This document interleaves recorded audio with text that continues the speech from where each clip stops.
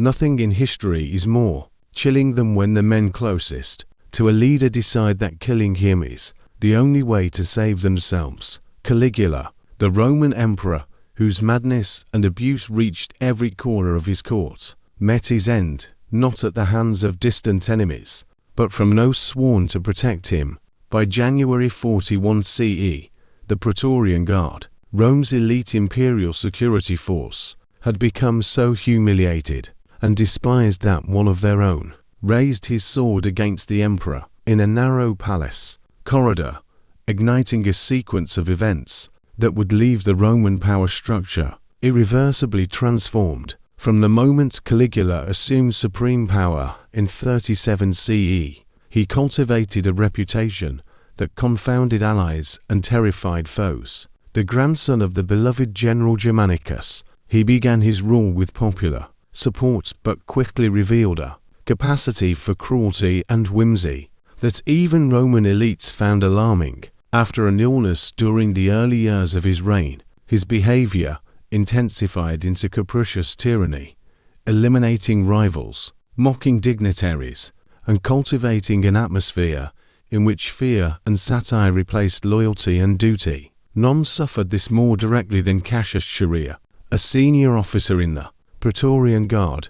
Chaerea was a decorated veteran with an established military record. He had survived the disasters and battles along Rome's frontiers and commanded respect among his cohorts. Yet Caligula, in a relentless quest to humiliate those who stood before him, targeted Chaerea's very identity and dignity. According to multiple accounts, the emperor ridiculed the tribune's voice and manners, taunting him repeatedly with obscene mockery during ceremonies and daily guard duties, sometimes forcing him to repeat sexually charged watchwords like Venus or Priapus, terms Caligula knew would sting. Caligula's insults were not private jests confined to whispering circles. They were public degradations, inflicted upon a man sworn to uphold Rome's security. When Chaerea performed his duty and approached the emperor with respect, even kissing the imperial ring, Caligula allegedly responded with grotesque gestures meant to demean what for others might have been mere ridicule became for Chaerea a sustained psychological erosion of professional pride and personal worth. These daily humiliations mattered because the Praetorian Guard was not just another Roman unit stationed within Rome, armed and ever at the emperor's side. They were the ultimate guarantors of imperial security, appointed precisely so that no threat could find its way to the emperor's life. The Guard enjoyed unparalleled access to the palace, and thus unique opportunity, but by subjecting an elite officer like Chaerea to ritualistic mockery, Caligula was dismantling the very personal bonds of honor and respect that underpinned the Guard's discipline.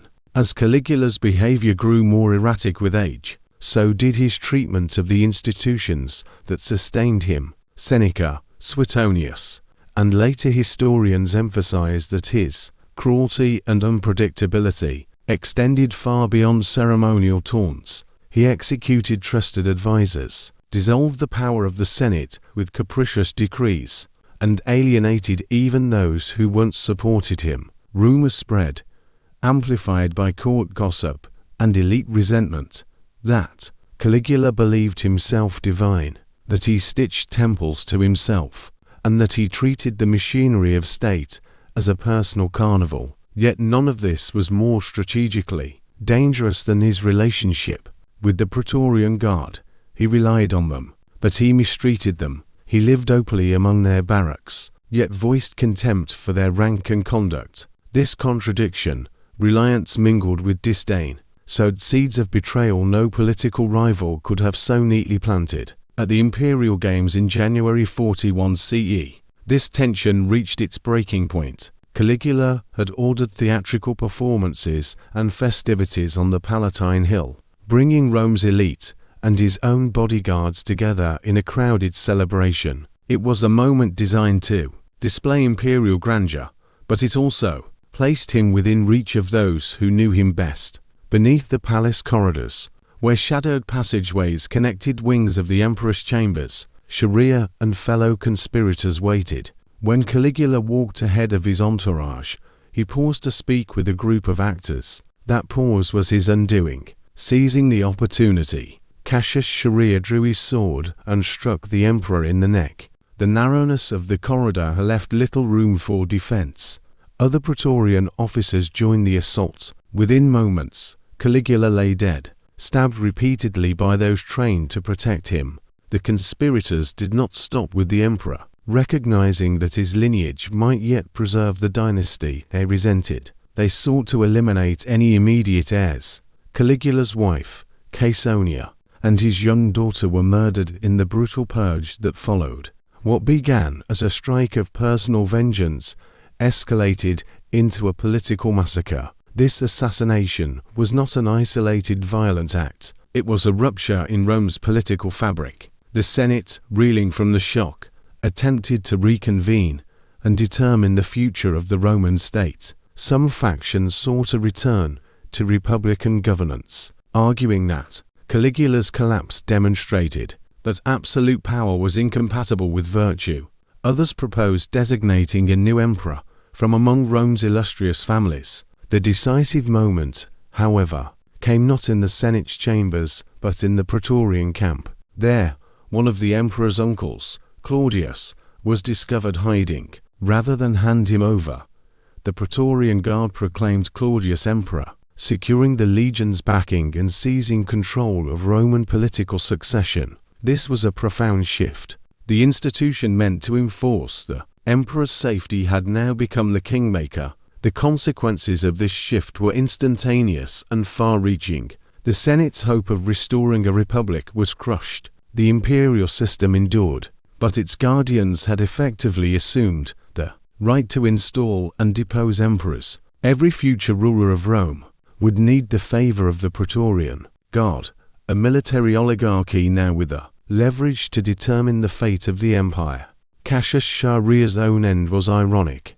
While Claudius used him to legitimize the transfer of power, the new emperor soon authorized his execution. Historians suggest this was partly because Sharia's actions, murdering the emperor's wife and infant child, exceeded even what the Roman elite considered acceptable assassination conduct. It was a grim affirmation that betrayal carries consequences, even when it succeeds. In the aftermath, Caligula's memory was dismantled, statues were toppled, official records were altered. Writers under subsequent regimes depicted him as insane, monstrous, and unfit to rule, but the institutional lessons of his demise endured.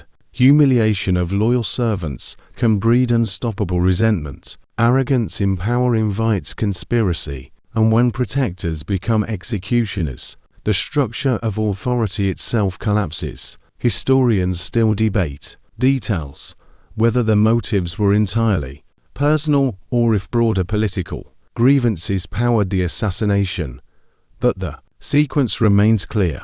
A leader's contempt for his own security force created the conditions for his demise. A personal vendetta escalated into political coup, and an empire learned, through blood, that power without respect is a house built on sand. Even today, the story of Caligula's assassination stands as a stark reminder. When those closest to power are degraded and dishonored, they may ultimately decide that saving themselves means destroying the one who insulted them. That irreversible decision only ended one man's life, but reshaped the Roman state forever.